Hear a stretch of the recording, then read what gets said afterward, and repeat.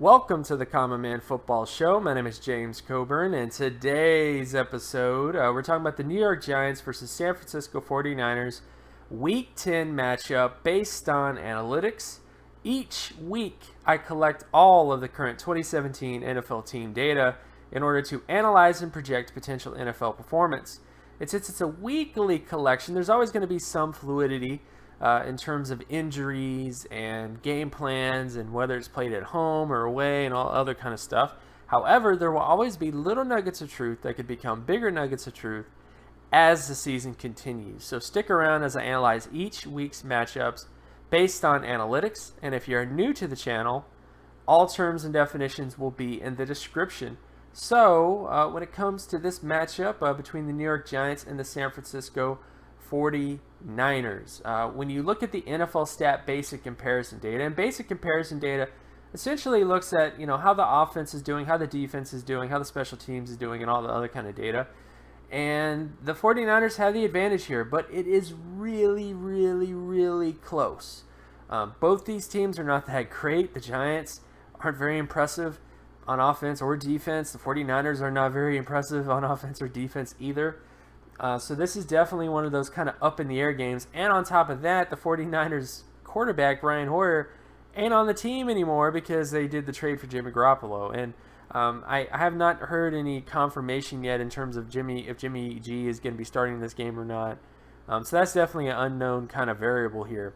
However, I can just go by what we know. And what we know is that the 49ers are favored here. Now, to get into a little bit of this stuff, the Giants have some things that they're better than the 49ers at. One, turnover ratio. When it comes to the offense of the Giants, they don't turn the football over as much as the 49ers, and the Giants also don't allow as many sacks as the 49ers. As surprising as that may sound, that is what the data has shown so far. But the 49ers have a much better offensive score percentage.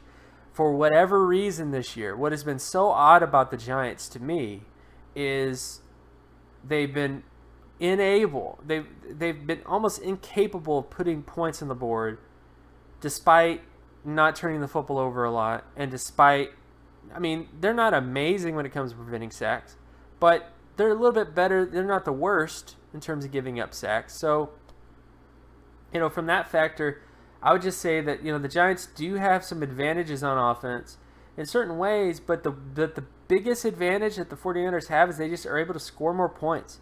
Now they're not amazing, but they are able to score more points over the last couple, over the entire year, this season. So ultimately, that's kind of a big factor to consider here, and also why the 49ers have a slight edge in this matchup.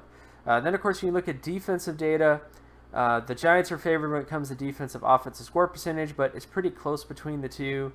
The 49ers are better when it comes to turnovers, though. Especially interceptions, there's a fairly big difference. And sack percentage is more so with the 49ers as well.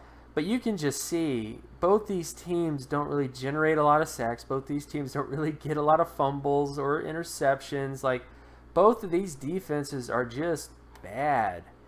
So I wouldn't really put too much stock into either one, if you will.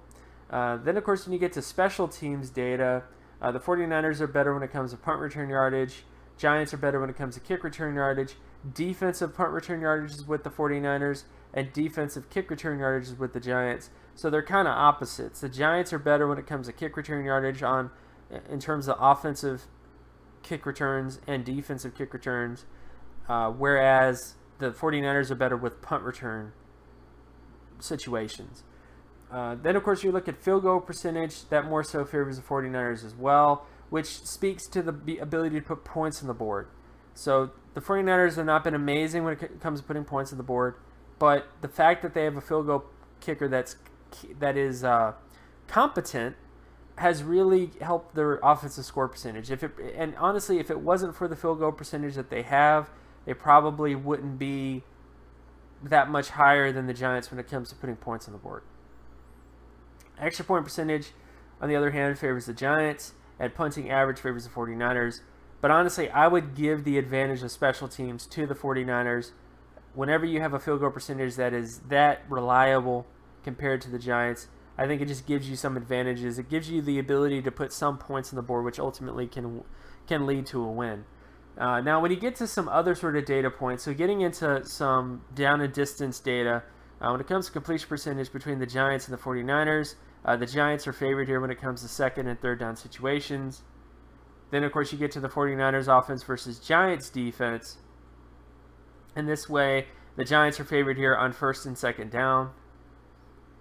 Then, of course, you get to rushing downs. New York Giants rushing offense versus 49ers rushing defense. In this way, it's pretty even, honestly. The Giants have an advantage on first down. 49ers are a little bit better on third down. And second down is even. It's kind of even between both these teams. So, I would say the Giants might have some success rushing the football in certain situations, but there will be some ability for the 49ers to kind of, crucial situations, third and 1 to 4, the 49ers might get some big stops in those situations that they show up.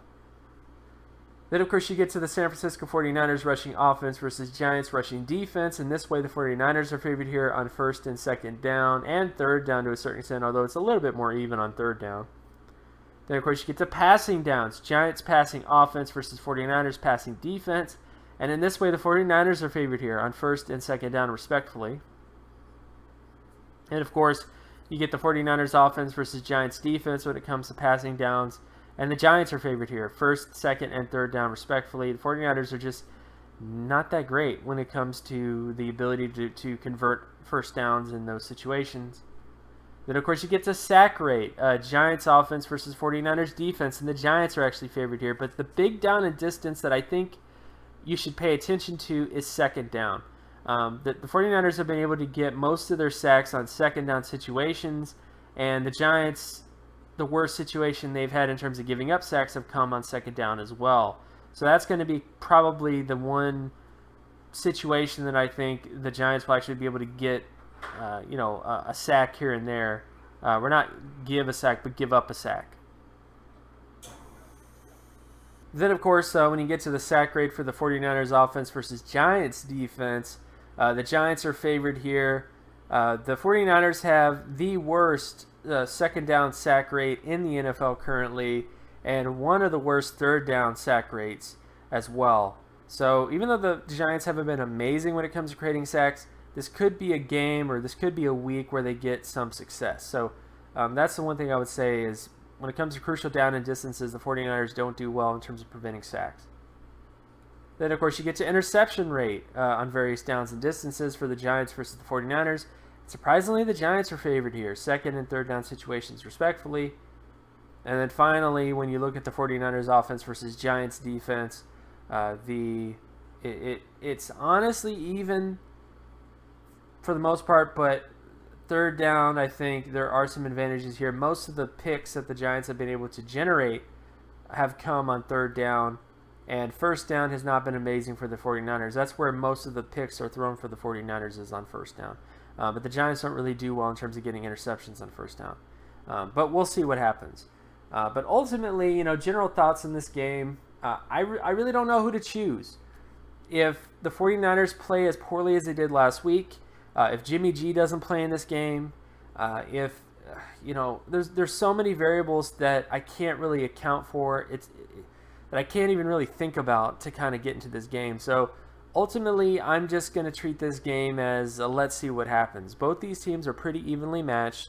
The only advantage the 49ers have is that field goal percentage. If that field goal percentage was not as good as it is compared to the Giants, then I would say that it would be pretty even between both these teams in terms of how bad the offense is, how bad the defense is. So again, from that perspective, that's all I can say. The 49ers have a slight edge based on data because of their field goal percentage. It's a very underrated thing I think most people don't think about, but you can see the difference in terms of the ability to put points on the board between a team that has a good field goal percentage and a team that has a dreadful field goal percentage in the Giants. So ultimately, that's kind of how I feel about this game. I'm not really going to pick a winner here. I just think it's too close to call. I think there's too many variables to kind of think about, and ultimately, that's just kind of how I feel about it.